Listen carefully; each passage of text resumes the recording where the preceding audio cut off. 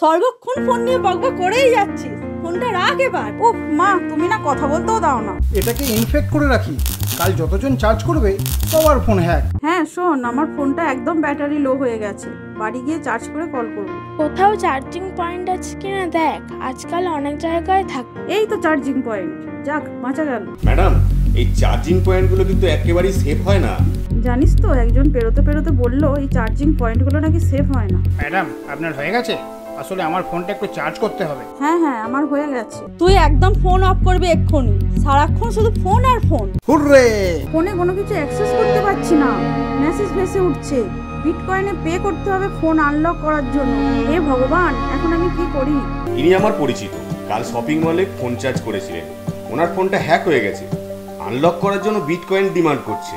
আমার ফোনও একই অবস্থা। কোন শপিং মলটা বলুন তো? ঠিক আছে, আমি দেখে নিচ্ছি। কাল আপনিই আমায় বলেছিলেন যে এই চার্জিং পোর্টগুলো সেফ হয় না। ঠিক, আসলে কি জানেন, চার্জিং সকেটের উল্টো দিকে কি আছে সেটা তো আপনি জানতে পারছেন না। ওই কেবল দিয়েই ক্রিমিনালরা আপনার ফোনে ঢুকে পড়ছে। জুস জ্যাকিং ক্রাইম এভাবেই হয়। সবসময় পার্সোনাল পাওয়ার ব্যাংক আর এই রকম একটা ইউএসবি ডাটা ব্লকার সাথে রাখবেন। আর ফোন ফুল চার্জ দিয়ে বাড়ি থেকে বেরোবো। মলের সিসিটিভি থেকে লোকটাকে আইডেন্টিফাই করেছি। যা, ধরা পড়ে গেলাম। ইউএসবি কেবলের 5টি পিনের মধ্যে মাত্র 2টি লাগে চার্জ করার জন্য, বাকিগুলো দিয়ে ডাটা ট্রান্সফার হয়। ক্রিমিনালরা ওই পিনগুলোকেই কাজে লাগিয়ে ক্রাইমটা করে।